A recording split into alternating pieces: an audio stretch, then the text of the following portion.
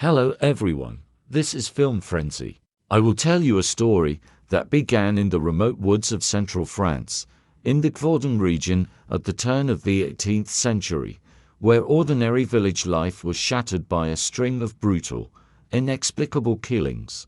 Locals whispered about a monster, a demonic beast that emerged from the thicket and tore people apart. Signs, prayers and crosses multiplied on doors, and fear grew like a black cloud over the villages. At the same time, news of the trouble reached Paris, and the king sent a court naturalist, Gregoire de Fronsac, a man of science, logic and self-discipline, to investigate whether this was truly a beast and how to deal with it. Alongside him traveled his friend and bodyguard, the foreign fighter Money, strong, agile and from a very different background, whose combat skills and instincts often help where reason fails. Their mission was not only to kill the beast, but to restore order in a society where panic was stoked by political intrigue, religious intolerance, and personal vendettas. The first days of the investigation show that the situation is more complicated than it seems. Corpses, huge paw prints and animal bites, but also signs that point to human involvement: arrows, traps, chopped wounds. Fronsac examines attack sites, interviews witnesses, listens carefully to accounts full of superstition and fear, and tries to separate fact from conjecture. Money, in contrast, acts more simply. He brings practical experience and immediately notices details that science does not always teach. Soon the heroes encounter a range of people, each with their own truth: powerful landowners trying to preserve their power and image, priests and missionaries who see the events as punishment for sin, and local villagers, wounded and grieving. Among these figures stands out the young and beautiful Sylvia, a cousin of a local aristocrat, a sharp-minded woman whose free-thinking views do not fit local patterns. A subtle, hidden sympathy arises between her and Fronsac, serving not just as a romantic background, but as a key to understanding the human side of events, how fear and love intertwine in people's hearts. The investigation takes unexpected turns. Fronsac discovers that the attacks are not random, that behind the brutal killings there are human hands, and that the monster may be a tool for other interests. As he studies the bodies, he notices traces unlike those of ordinary wild attacks: arrow holes, manipulative signs, even marks of human brutality. Attempts to present a natural phenomenon as an omen advantageous politically and socially. Money, with his observations and almost mystical recollections, leads Fronsac to places where nature seems to speak for itself: nightly roots of the beast, hidden spots where tracks are concealed, and hunters' camps. Their searches bring them into conflict with bands of hunters hired by people who want to control the population by fear. At the same time, a political game unfolds. Local nobles and influential figures try to impose their version of events on the king and clergy, deflecting suspicion and shifting blame. Fronsac delves into the region's history, reads chronicles, studies legends and natural patterns. He does not believe in demons, seeking natural explanations, yet each new fact only complicates the picture. He finds that the beast is not simply a wolf, but a creature endowed with almost unnatural cunning and strength, and that many traces resemble those of a person who knows the animal's habits and uses them. A mysterious master hunter appears in the investigation, expert with firearms and traps, whose methods and skills arouse suspicion. Perhaps someone is training animals or using them in the killings. A network of people willing to do anything for power and wealth is revealed: greedy industrialists who want to expand their holdings, religious fanatics who see the calamity as an opportunity to strengthen control and secret, societies for whom creating a monster is a means of governance and terror. Meanwhile, physical clashes with the monster intensify. Dog packs, released beasts and poison traps take more lives, Many attacks looked so well planned that only a human could have organized them. The heightening fear drives the crowd to brutal reprisals. Hunts begin for the innocent, for those who stand out. Fronsac tries to protect the innocent and alert the authorities to the true motives of the criminals. But the system is rotten and greed outweighs justice. Many prefer to accuse simple folk of collusion with demons rather than confront powerful masters. An important plotline is the relationship between Fronsac, Moni, Sylvia, and the local aristocracy, which grows into something greater. Sylvia helps the heroes infiltrate closed circles, revealing secrets kept in mansions, letters and diaries. They find evidence that some wealthy men enjoyed hunts not merely for sport.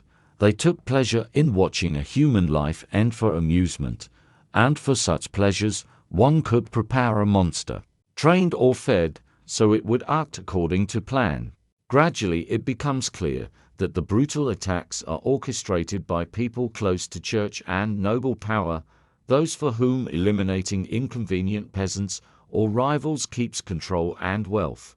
These revelations lead to tense confrontations. Fronsac must challenge not only the beast but the social and religious system that shields the criminals. Betrayal, treachery and personal tragedies intersect on the hero's path. Friends and allies are not what they seem. Some are consumed by fear and choose to hide the truth. Others prepare bold steps for justice. The climax of the investigation approaches when Fronsac and Moni find a laboratory and lair, a place where perverse experiments were conducted on humans and animals. Here the human face of the beast emerges. It turns out the beast was the result of a cunning experiment. A mixture of animal instinct and human will used as a weapon. This knowledge undermines superstition. It becomes clear that this is not a curse, but a carefully planned scheme designed to frighten and manipulate. But exposure does not guarantee justice. Those behind it have enough influence to evade punishment. Fronsac and Moni decide to act decisively. They prepare a trap, gather remaining allies, and move in for the final assault. Battles alternate with emotional scenes. Moni and Fronsac, two poles visibly, embody the conflict between raw force and scientific logic. Between instinct and calculation, their friendship is tested by fire and each carries his wounds. Encounters with the beast are not limited to a single meeting. They are a series of clashes where courage and cunning determine the fate of neighbors and kin. A key moment is a personal sacrifice, when a character takes a grave risk to protect others, showing humanity in a world that wants to crush it. Meanwhile, the chief conspirator is revealed as a person who, using position and scientific knowledge, turned an animal into an instrument of terror. Before us stands the face of power, cold calculation, contempt for human suffering, and a drive for control. Cruelty and beauty intertwine in the story. Hunting scenes cut against intimate moments, and the viewer sees that even in violence there remains room for tenderness and compassion. In one of the most dramatic episodes, Sylvia is endangered, and Fronsac must take extreme measures to save her. This scene shows how the personal intrudes on the investigation and how love can prompt heroism. Finally, the decisive night arrives. Armed with knowledge and courage, the heroes face the beast and its human masters. The final confrontation is not only a fight with a physical adversary, but against a system that allowed this to happen.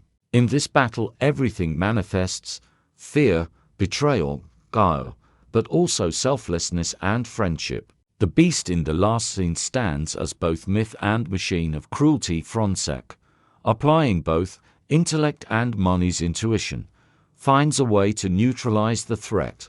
Victory comes at a cost. It is paid for with blood and loss. Some characters pay the highest price so the truth can come out. After the final battle and the exposure of the conspirators, there is a time for reflection. You cannot simply place a period and forget. The wounds of society heal slowly, and a society that has lived for decades in oppression and fear does not immediately return to its former normal.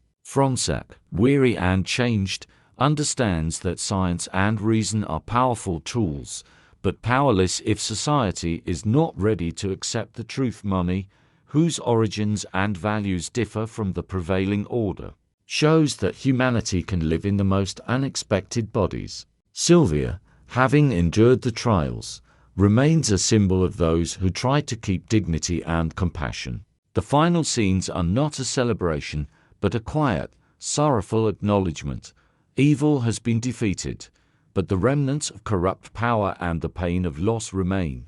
The narration ends with the thought that monsters often reflect human vices, and that the true danger lies not in wild nature, but in those who exploit it to hide their crimes. Villages and towns begin to recover slowly, but the memory of the dead remains as a lesson for future generations. In the last words, a call to vigilance and responsibility sounds. Let science, humanity, and justice be the instruments to fight similar monsters in any form. Concluding the retelling, I leave you with the image not only of the beast, but of the human face of the story, the faces of those who decided and those who suffered, and invite you to consider how often fear has been artificially cultivated and used against the interests of ordinary people. End. Thanks for watching.